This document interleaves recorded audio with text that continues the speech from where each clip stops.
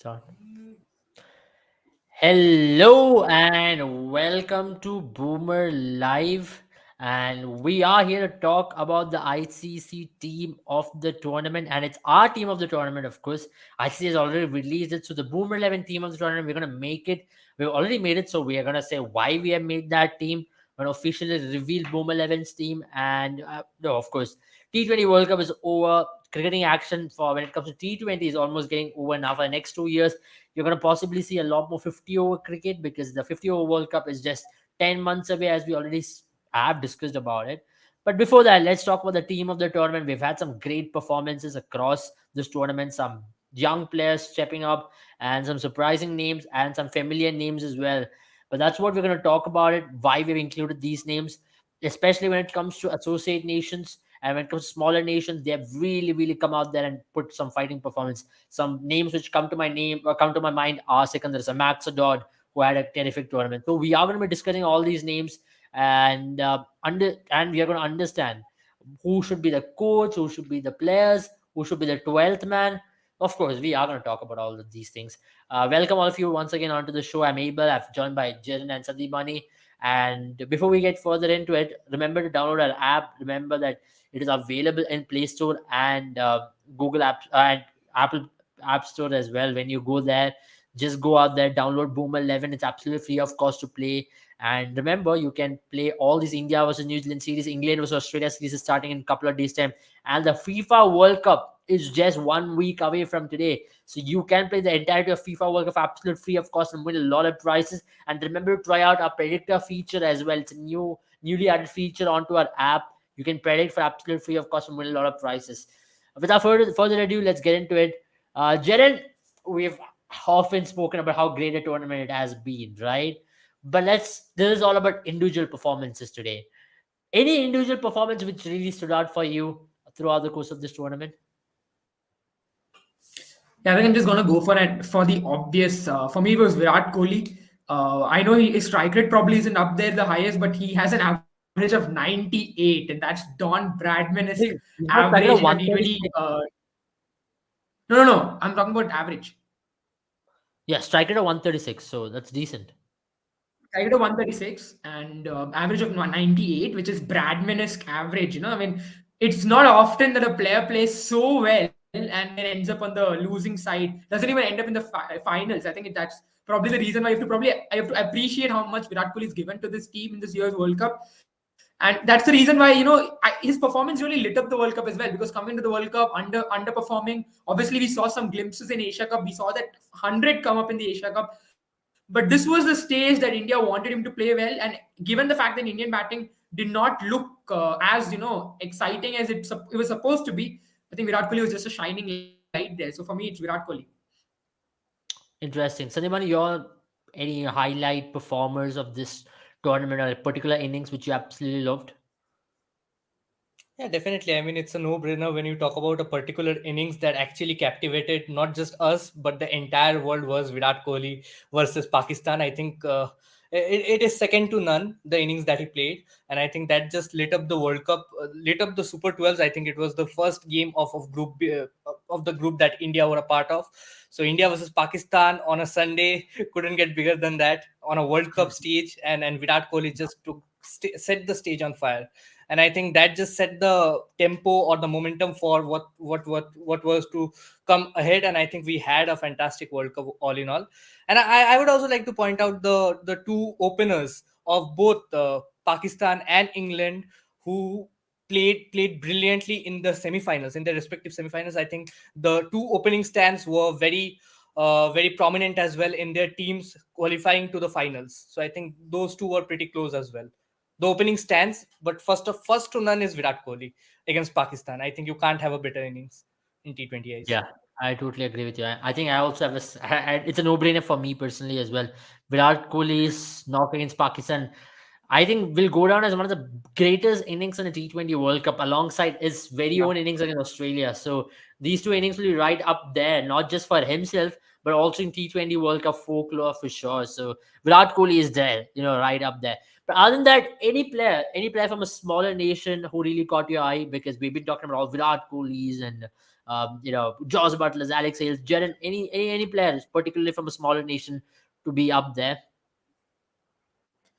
I think again another probably an obvious pick. If you're looking at an associate nation, probably then I would say Josh Little for me. But if not an associate nation, if you're looking one of the smaller nations overall, maybe then Zimbabwe Sikandar Raza. The way he's come to the party, he was definitely with the ball, with the bat, he was there for them whenever Zimbabwe needed a wicket, whenever Zimbabwe needed a batsman to step up. It was Sikandar Raza who rose his hands up, especially being a 36-year-old, having probably considered to having been gone away from his prime. Sometimes he's someone who's disapproved the old adage that you can't teach an old dog tricks, because he's someone who learned quite a few tricks. He's become one of the most handy bowlers in T20 cricket, especially being a spinner.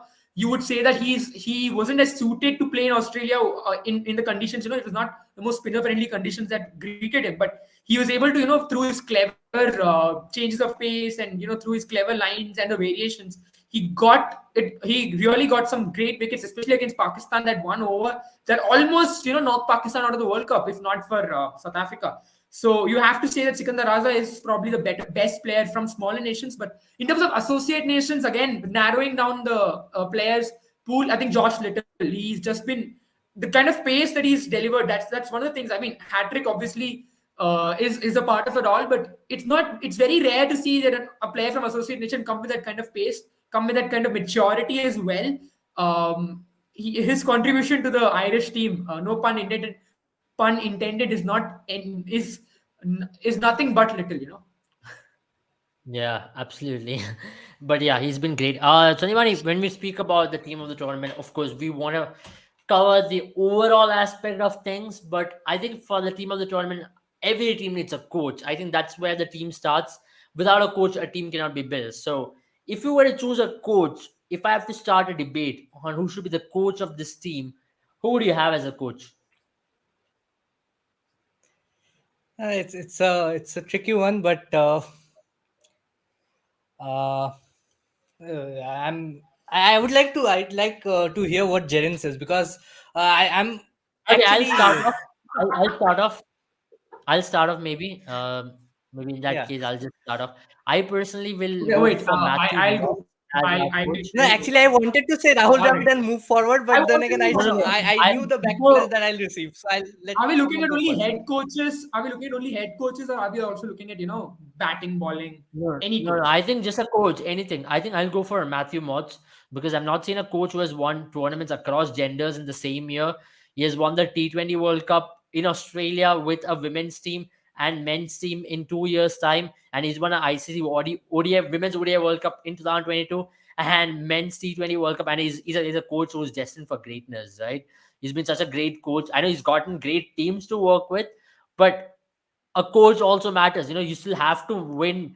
And his tactics have been great. He's actually success. He's already had some tough times with the English team. When he took over, it was the transition time in English cricket. For him to come out there and make these lads believe that you can go out there and do it. So Matthew Moss is a legendary figure in itself, and I'm pretty sure he will go down as one of the best for years to come, because he's already got great success with the Australian team. I think he's got 2 World Cups or 3 World Cups, close to that, with the Australian women's team, and including the T20 World Cup, the Women's ODI World Cup twice, and now a men's T20 World Cup. Who knows?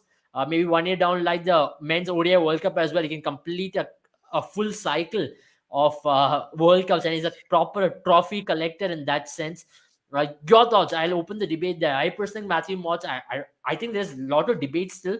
There are some great coaches. Maybe you can look at a coach like Gary Stead as well from New Zealand, a great tactical brain. Matthew Hayden is a good choice as well. I know he was just as a batting consultant, so can't really put him as a coach. Rahul Dravid is another contender up there. Someone I who's think really impressed me. Saklan Mustaq will also be pretty high on that list. I think to sort Yeah, of but coach this but for Pakistan Pakistan, team to the I'm more finals, inclined to even though choose they had Matthew a lot of Hayden. luck. I'm more inclined to choose Matthew Hayden than Sakleen Mustaq from the Pakistani camp, and that's why I think when you have to go there, we'll only go with head coaches. Hence, we'll go with Matthew Motts. Your thoughts, Jaren? I think for me, to be very honest, if you look at the impact that that a coach has had on the team, probably I think I'll not start with the head coach. I think head coach is pretty obvious. It was Matthew Motts. He just seemed like because every player in that team turned even those who didn't start the World Cup well turned their form around. I mean, towards the end, the only players that we were worried about were the middle order. Then they stepped up as well. So I think, to be honest, Matthew Motts had a perfect World Cup, so as to say. He never really, looked like. I mean, he never really looked like he was going. He was against the tide, or he was confused, or I mean, also if you look at the way he trained the players, right? Someone like Sam Curran, he gave him enough time to transform himself into a death bowler.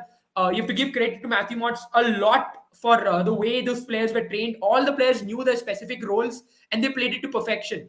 And tactically as well, you saw, I know most often than not, tactics is attributed to a captain, but nowadays, especially if you see, right, teams are going into the plan with a set plan that I think the management sits and works with the analysts and whatever not. If that plan doesn't work straight away, that's when the plan B comes into picture. That's when the captain really comes into picture. Like, for example, you would question a captaincy when Shaheen Shah Afridi gets injured, and now what do? That's when the captain has to take a call. Not pointing fingers at anyone. It's a tough decision to take, and under that pressure, I'm not pointing fingers at anyone. But those are the kind of exigencies where you need a captain, because once the player goes on the field, the coach has no hand in cricket, at least. But in modern era, coaches decide a lot of tactics. It's not as before, when coaches are only Especially meant in to give T20 drills. cricket more than any I other mean, format. yeah, exactly. So it's not like now before, like coaches were only would grill a player, or would train the player or put some drills up. All of those things are gone now. All of those things are not the only thing that coaches look at. In fact, now you have specific coaches for that. Matthew Mott's job, I'm sure, is to not look at players and tell them this is the drill that you have to look at. Obviously, he might identify those things, but I think he looks at a bigger picture. For those kind of things, there are specialized coaches there, so you have to give credit to Matthew Mott. I'm also like looking at someone like Ryan Campbell, who's the coach for Netherlands. I feel that this team really did do well. I know against India, against Pakistan, they did not look the best, but even then, this team did do well in terms of utilizing the dimensions of the pitches. They had their plans ready, and it was no mistake that they won against South Africa. I know, I mean, you will say that South Africa is probably the one to blame, but even then, Netherlands did make it happen, and they had a dominant win. Yeah, It was not like it was a lucky win; it was yeah. a dominant win. So even credit to him. Yeah, I mean, you have to credit him as well. Slimani, your thoughts are, because we almost had a consensus on Matthew Motts as the head coach, just because of the reason that this guy brings in a lot more I would still flexibility, go he brings with in left field. dynamism. Initially, I was just planning on naming Rahul Dravid and being on the safe side. But when you think about it, I think New Zealand, with the team that they had, I think did a spectacular job to reach the semifinals, and I think that is where Gary Stead, I think, is the head coach. I think he Yeah. deserves the credit, a lot of credit when it comes to looking after the team as an entirety. But when you divide the aspects of the game, I think batting consultant, you have to go for Matthew Hayden. I think Pakistan, both batting and bowling, I think they have been spectacular. And also Sean Tate has been the bowling coach for Pakistan since February 2022. So I think the changes that Pakistan, always when you think about Pakistan, you always think about the fiery pace attack. And I think just the way they performed throughout this tournament with the ball, I think Sean Tate deserves a lot of credit. But a team in general, I think Ireland and New Zealand have really impressed me for the wholesome performance that they have put up throughout this Yeah. tournament. So it's Gary Stade and I think Henrik Malan for me. 100 Mala. Nice. I think it's finally time to reveal the team of the tournament. What we have chosen in Boomer 11. I think it's only fitting for us to reveal it and to see where things go from there on, because it's a great team which we have got. It's an interesting lineup. We will talk about every player in detail. So we'll have the team which we have chosen. We're officially revealing the Boomer 11 team of the tournament. We are going with Josh Butler and Alex Hales in the opening spot. No brainer, Virat Kohli at number 3 and Surya at 4. Glenn Phillips has had a great tournament with the bat. He's been impactful, especially the 100 against Sri Lanka. Stands out to be one of his best performances. Sikandar Raza, right? He's been one of the players of the tournament. Unfortunate that man of the tournament only goes to a player who comes from a winning team. But all else, if you just look at the stats, are right up there to be the player of the tournament. Sikandar Raza there. Shadab Khan has been one of the MVPs as well. I think if Pakistan would have won, maybe he would have been granted the player of the tournament as well. What a player he's been.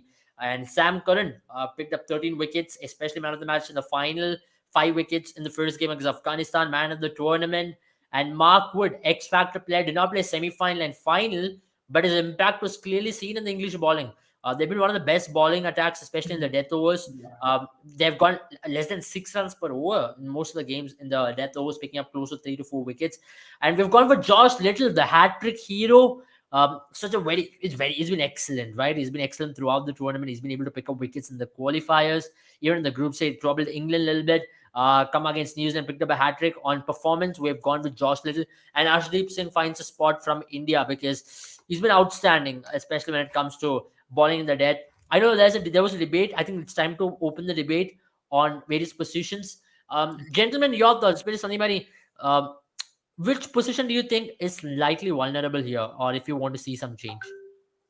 I think probably in the bowling section you can because this tournament had a lot for the bowlers as well, especially the fast bowlers. So probably Mark Wood and Josh Little. I think these are two very vulnerable assets because Mark Wood did not contribute or wasn't available for the team in the semifinals and finals where the team needed him the most. So probably Mark Wood and Josh Little. Probably you can have in place of them you can have somebody like a. Shaheen Shah Afridi or Harris Roth, either of them for one of the spots. And I think I was personally I was very interested to see how Paul van Wickeren went for Netherlands. I think he definitely features in the team of the T20 like team of the World Cup for me definitely from Netherlands coming in bowling fast bowling at the bowling at the body, not giving the batsman any sort of room, and then just coming in and putting it all out there. I think Paul van Mikeren deserves a place in the team of the T20 World Cup. Jaren, your thoughts? If you look at the team, right, overall, if you have to play this team, I think one weakness that you'll probably realize is, the batting is a little shallow because after, I think Shadab Khan was the last batter. Yeah. After Shadab Khan, you probably wouldn't see a quality when it comes to batting because then Sam Curran and then a team just falls off. But overall, if you look at T20, I think this is the team of the T20 tournament. We're not looking for balance. Obviously, we're looking for standout performances. Some semblance of balance is there. I think obviously you would have expected one batting all-rounder to be there. But then your options are Chris Wokes or probably Ben Stokes, and you would also probably include Marcus Stoinis because he did have some innings of that semblance. But I think you really would be doing injustice to Mark Wood or Josh Little or Ashdeep if you remove them of this lineup, and that's the reason why we have gone with this team. But yeah, I think overall this is probably the team that is the team of the tournament. Absolutely, especially when it comes to Pakistan. You could have possibly gone with Shaheen Afridi instead of Josh Little, but one thing which we all discussed I mean, was to you have also have representation, right? possibly It's a just not Wasim about Junior. teams who play the semi-final. It'll be just unfair on the teams who played in the group stage and qualifiers as well. Uh, it was easy. It was very easy to go to Shaheen Afridi, but then we wanted Josh Little. His performance had to be identified. So we wanted to be just a little different because ICC team of the tournament is very similar. They've gotten someone like a Onvik Nokia in as well, and Shaheen Afridi. I think Ashdeep misses out in that Yeah. team. They've got two Indian representations. They've got Shadab and of course two Pakistan representations there. But of course, Mark Wood or Onvik Nokia, Sandeepani, because both not play the finals, but of course both have had their impact with pace, just raw pace. They were there to trouble the batters throughout.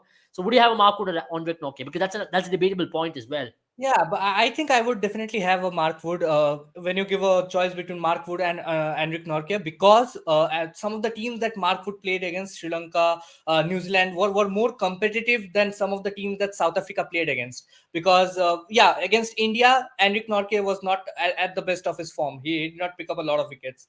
He did pick up a lot of 2 or 3 wickets against Pakistan, but he went for plenty. And other than that, it was the associate nations in that pool, and he had an outstanding performance against Bangladesh. So I think just to weigh the scales, I think Mark Wood was more of an impact player for me, according to me, in this tournament, especially because England had just Mark Wood and Sam Curran doing the job for them in the death overs. But for South Africa, you had Lungi Ngidi or probably Wayne Parnell stepping in and supporting Enric Nortje. Interesting. Jen, I'll come to you because we've been talking about Sam Curran, man of the tournament. I think that's a debate which we can talk about right now. Do you really see Sam Curran as the man of the tournament? And hence he's part of the team as well, because it'll be unfair if the man of the tournament is not part of the team, at least in our team.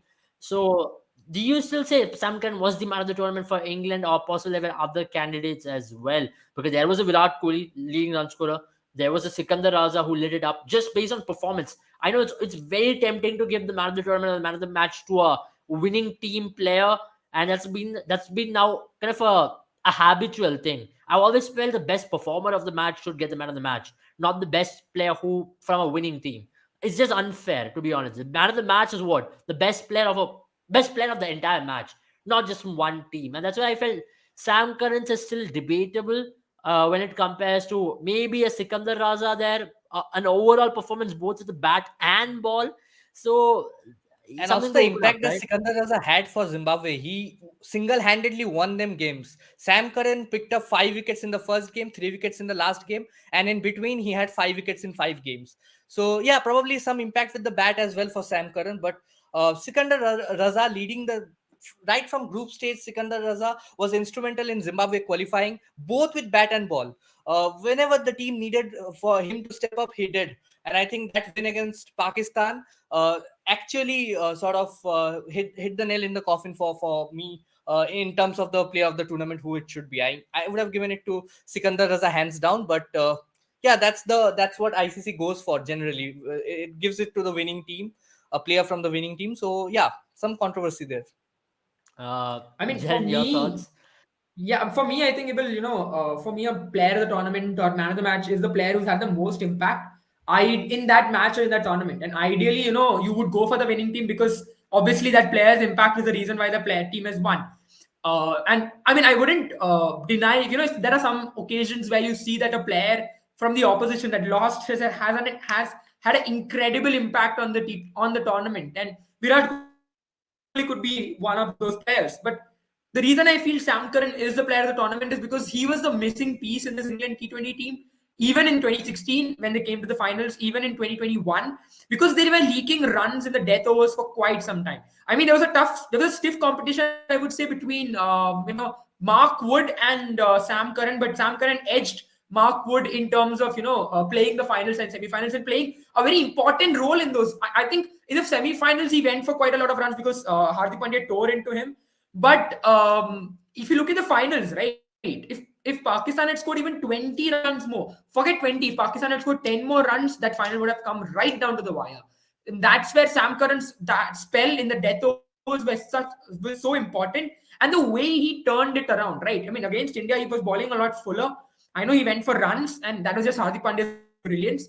But he bowled a lot fuller. But again, when it came to the 50 overs, I mean in the finals, what he did was he kept bowling away from the batters, took the angle away. He was doing that to Rizwan. Rizwan struggled against him. He came with the plans and he bowled to perfection. I think Sam Curran in the past has been guilty of kind of getting running away with it or going for the glory ball, ending up bowling full tosses or losing his presence of mind. But this World Cup, that's not the Sam Curran we've seen. We've seen a lot mature Sam Curran, and that's why for me he's the player of the tournament, hands down.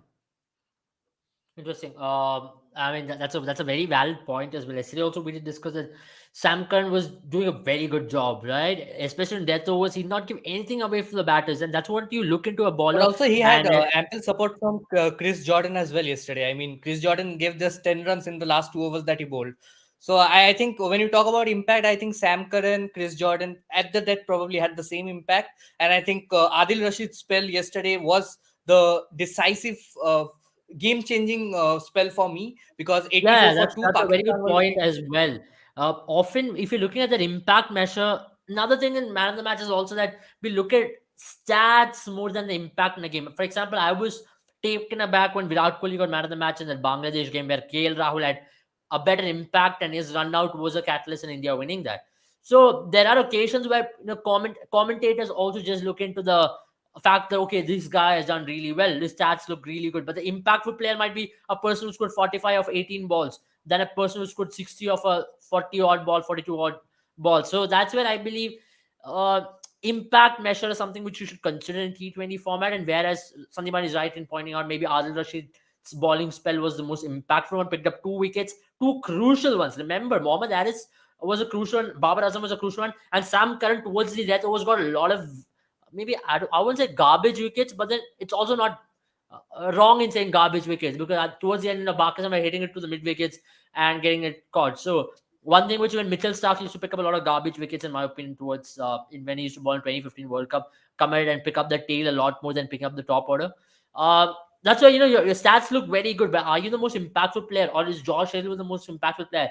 That was a question back in 2015 World Cup. I remember Mitchell Stark was the man of the tournament. Even there, I felt he was picking up a lot of garbage wickets. But when it comes to Sam Curran, you're right, Jaren, because his impact throughout the tournament, bowling in death, was so good.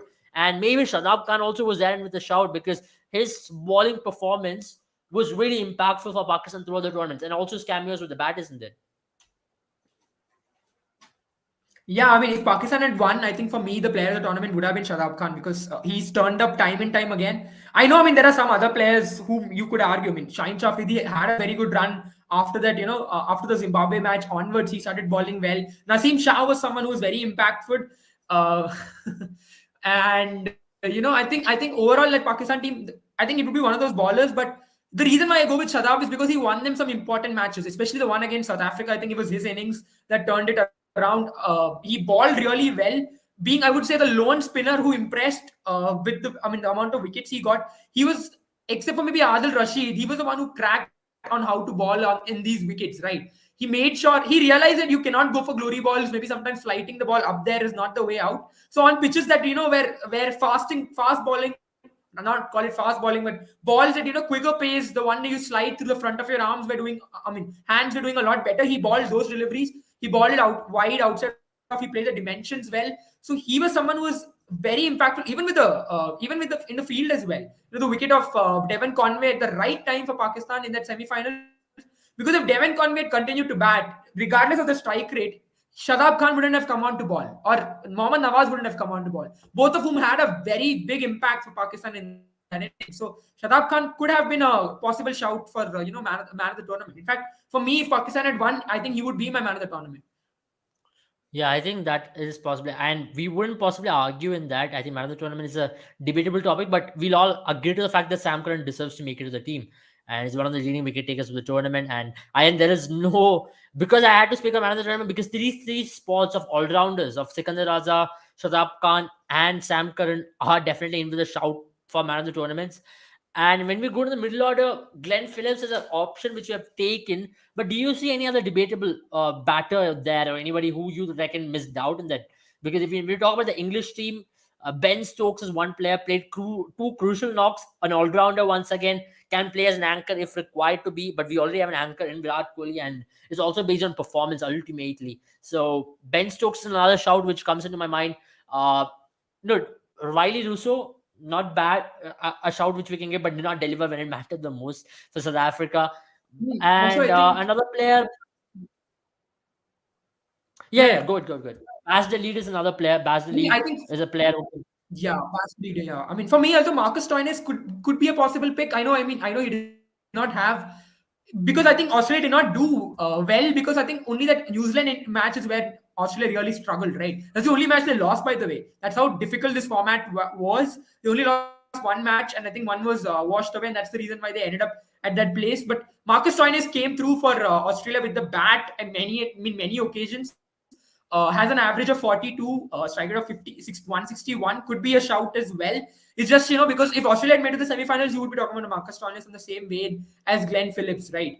And because he did not end Glenn up, that's the reason Phillips. why And also, if the match between Australia and England wouldn't have been rain affected or been abandoned, I think the winner of that match would have ended into the semifinals along with New Zealand. yeah, So it would have been a do or yeah. die game for them, because Who both knows? of them India would have ended up possibly been in the final also on that in that case. It's only if said buts went your way, right? Ultimately, Yeah. but yeah, that is what it is. Glenn Phillips, we've chosen him just based on his performance. If you look at some of the top batters in this tournament, right? I think Glenn Phillips is right up there. He's had a terrific tournament in terms of his I think Glenn batting Phillips, record. I think he had two very impactful knocks. One against Sri Lanka, the century that he scored against Sri Lanka, and I think he also got a quick fire 60 or against one of the associate nations. He scored that 60 odd runs, and it was a Glenn Phillips sort of a knock. And also in the game against Sri Lanka, when all the other batters struggled, it was Glenn Phillips' innings that actually allowed New Zealand to get that crucial win against Sri Lanka. I'll just pull So up the I stats think of all the in all, highest Glenn. run getters, and you'll see you will not see Glenn Phillips there. But the fact is that Glenn Phillips's knock, those two knocks have been very impactful for them. When you see the Yeah, and top five also run Glenn getters in the Phillips has tournament, scored some 200 odd runs in 4 or 5 innings at an average of close to 50. So I think when it comes to impact, he had a greater impact than what Kushal Mendes or Max O'Dowd had for their respective teams. So even though Max O'Dowd Hmm. is another player that was a very could have been a close runner for that opening slot in the team of the World Cup, but I think he narrowly missed out to the class of both Hills and Butler. I think both of them were spectacular for England, and especially I think Hills, yeah, it because was it was also about playing those impactful knocks. We just keep talking about I mean, impact, Glenn and Phillips is he the also 10th impactful highest knocks run too. getter in the England. I mean, Glenn Phillips is the 10th highest run getter in the tournament. If you look at all the players on that list right there in the top five, all of them are top order bats. If you include Suryakumar Yeah, Yadav as well at number four, all of them bat in the top four. None of them are below that, and that's why you would see. That's where I was a lot more. I mean, actually, very another impressed by shout someone like is a Hardik Lawson Pandya Tandon, as well, Jaren. Glenn Hardik Phillips, Pandya is another good Hardik shout Pandya is there. actually, yeah. but honestly, I think Hardik Pandya could have featured in the team at number 6 for me, because the way he performed with the ball, we Hmm. always knew that Hardik Pandya loves Australia, and he performed brilliantly with the ball as well. But when No, it I comes to with think the there bat, is no way you could have taken Sikandar Raza off because you're not giving him any other yeah, definitely, recognition. and I think Sikandar Raza, that is the only reason we did not have a Hardik Pandya in the side. But when you talk about replacing Hardik Pandya with Glenn yeah. Phillips, I think Hardik Pandya performed in the game against Pakistan and he performed in the game against England, but there was some nothing performances in between. I think he did well with the ball, but But you know what? the Even standards then, that he was Hardik doing well Pandya with the has set ball. for himself, So I know he's not done well with the bat. He's got only two innings with the bat, but even then, he was yeah, doing a decent job with the ball. yeah, definitely a Minus decent. under eight He wickets. did a decent job with He's the one of ball, the and I better think bowlers. he was India's preferred fifth bowling option. So he had to be at his best, Yeah. and he has a brilliant record in Australia anyway. Before the World Cup itself, he had a brilliant record in Australia. So I think, talking in that sense, I think Hardik Pandya could have featured at number 5 probably in place of Glenn Phillips, but I think it's still the impact that Glenn Phillips had for New Zealand, especially because for New Zealand there was no other middle order batter that was contributing and having this sort of an impact for the team. And New Zealand were reached the semifinals just because of Glenn Phillips being there, being the backbone of I that think middle order there for also New another Zealand. shout is Basder lead to make it to the team of the tournament at number 5. Not a bad shout Hmm. to have it number 5. He can ball and bat and also give you But I think impactful Baz the knocks. lead, the downfall for Baz the lead would be his contributions with the bat. Yeah, he was very impactful in the two games that Netherlands played in the group stages. But come the Super 12s, I think Baz the lead lost his sort of Hmm. edge with the I think bat, and because also with the ball, he was very expensive. predominantly the team of the tournament from Super 12, I think including the group stage will really not make it that competitive. We wanted to make the team of the tournament And just for Super also, 12 some and of the from there players on. like Max O'Dowd and Kushal Mendes feature in this top 5 run getters list because of their contributions in the group stages as well. They got to play 3 extra games Yeah, yeah, other than yeah. what I Glenn think it's Phillips just played. unfair to do that as well Hmm. because stats wise it looks very good, but ultimately impact wise another thing that can be questioned how well did Yeah, they that's the go in reason the why uh when I compiled this batters lineup, that's the reason why I included their averages. If you look at for example, someone like Max O'Dowd, I think the second, who's right there in the second list, if I'm not wrong. And if you look at right there, his average is 34. So it shows that if you compare it to maybe a Kusal Mendes and Max O'Dowd are only there because they played 7 games or they played more games. yeah, yeah, yeah. Makes sense on that sense. But let's move further ahead from there. Surya Kumar Yadav, phenomenal tournament. look at his strike rate, right? It's just out of the world. 189 strike rate, 239 runs at an average of 59.575 strike rate. It's tough to maintain a very good average with strike rate. So Suryakumar Yadav has been doing Yeah. that so well. Hence, he's the world's best batter and he's world number one. His knocking in South Africa is definitely a standout. Zimbabwe was also very good. No debate on that, isn't there, gentlemen? Yeah, I mean, Suryakumar Yadav is a freak of nature. It's like he's made, created by God to play T20 cricket. I think if you look at, you guys have already seen the highest run getters list. If you look at the list that Suryakumar Yadav tops in this year's World Cup is the highest strike rate. He's got a strike rate of 189, and if you look at the other players, Finn Allen, who's very close to him in terms of strike rate, his average is only 19. Rashid Khan, who has a strike rate of 178, his average is 28, which is still very good considering he's a lower order batter, but he's really showing that he can be one of those. He's someone who should be considered an all rounder now. If you're able to strike at 30 at a strike rate of, average of 30 at a strike rate of 128, that's very good.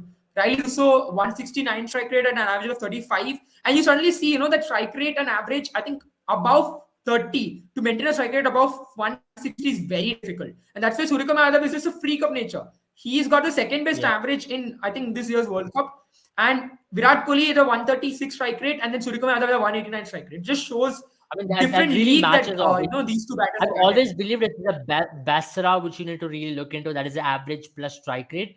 If you have anything in excess of Hmm. 160, when you put a cumulative Basra or 170, then you're doing a great job. Now, when you look at Virat Yeah. Kohli, he's got a Basra of close to 234, and when you look at Suryakumar Yadav, he's got a Basra of close to 200 and what 50, 249, for 248 there. So very good there. So that's why I think Surya Kumar Yadav has had a bigger impact in terms of the Bazra and more than Virat Kohli, and it actually is a fact. Whatever we say in T20 metrics, Surya Kumar Yadav is a way more skilled batter than Virat Kohli, but then Virat Kohli is consistent as ever. But as we were talking about Glenn Phillips, one other name which just popped into my mind is Iftikhar. Iftikhar has had a very good tournament with the bat. Though in the finals he did not get going, but then he's had quite a good tournament in terms of his impact, especially that first knock against India. Then he went on to play a very good knock in South Africa. Two impactful knocks. Although the first one went in main, second one, especially against South Africa, under pressure to come out there and do, and it's also picked up a couple of wickets through the scores as well. Your thoughts? Iftikhar is a good shout as well at number 5, isn't it? And taking SS98's question, the debate of Wanindu Hasranga was against Shadab Khan, and we had to go with Shadab Khan. So yet again, Hasranga's majority of the wickets came in qualifiers and Super 12s against bigger nations. They did not have a big impact. Hence, Shadab Khan, it was just I a think matter he of bowled between. well against England, but that's about it. I think Hasaranga Yeah, did it was not it did was a not. competition between Shadab and Hasaranga, so Shadab would definitely Yeah, yeah, prevail. yeah. It was a no-brainer. I mean, when you pit in Shadab against Hasaranga, also the fact that Hasaranga has been really hyped up with the bat, but his contributions with the bat hasn't been that great. I think the Yeah, I way think Sri Lanka uses Hasaranga with the bat is not the right way to I go mean, he about it, has and not also definitely used. He's not done justice to the for me, talent of honestly, the I think at this point in definitely. time, he seems to be found out on international stage, or high competitive cricket when it comes to his batting. He's not performed well in IPL. He's not performed well on international. He's come good once in a while. But if you look at, like, for someone like Rashid Khan, maybe you would say plays a similar kind of role for Afghanistan. He's been much more better, much more impactful. And I think maybe it's time Harsaranga looks at his batting a little bit more closely, because he hasn't batted like a batter out there. He's not even batted like a half a guys bowling one really out there. want him He's to. I mean, Shakib Al Hasan has had a horrifying tournament, to be honest. I think he's not even a shout in anywhere in Yeah, the I top think he 20. he did a great job with the captaincy, but other than that, I think with both bat and ball, I think Shakib Yeah, really yeah. underperformed, and I think according to his standards as well, I think he really underperformed in this World Cup, and he'll be very Yeah, disappointed. absolutely. also, I I think think even if there you is. bring in Shada, yeah, Yeah, good. what I was trying to say is that if you bring in Shakib Al Hasan, you have to bring him in number 3, number 4. And I think there's no space there at number 3, number 4, because we've got two of the best batters in this year's World Cup in those two positions. So I think Shakib, to be fair, doesn't really fit in this 11. I think even if he made a second, I don't want to be disrespectful to him, but even if he made a second 11 separate from these, he wouldn't feature. I mean, you Yeah. have had Shakib had a quite a few brilliant players who could have taken that 2019 number three World Cup, spot. and right since then, I think his contributions for Bangladesh has become all the more important because some of the senior this Bangladesh team is going through a transition.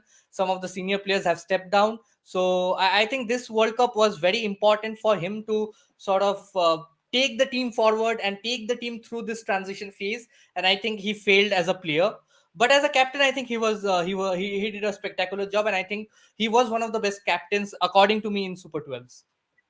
Yeah, yeah, definitely. Yeah. But yeah, I'm just laughing because I just got a voice note of someone imitating Kapil Dev, and he's like, "We are here to win, and what else we have." I'm just Also talking about your argument regarding Iftikhar Ahmed in place of Glenn Phillips, I had Iftikhar Ahmed in my mind, and I think because he performed in the two important Super 12 games that Pakistan played versus India and versus South Africa, I think his performance was instrumental in Pakistan reaching that total yeah, yeah. against I South think he's a very Africa. underrated player, and Iftikhar earned a lot of respect of Pakistani fans as well. Before the World Cup, everybody doubted Yeah, him. but I think So when it comes to crunch situations in semifinals and finals, he did not really turn up. yeah, yeah, agreed on that. But when it comes to the openers, Virat Kohli is a no-brainer. I don't think there's a debate on that. He just is way too ahead of anybody in every T20 World Cup. Virat Kohli is a show-star player. But when it comes to this, Josh Butler and Alex Hales, any debate on that?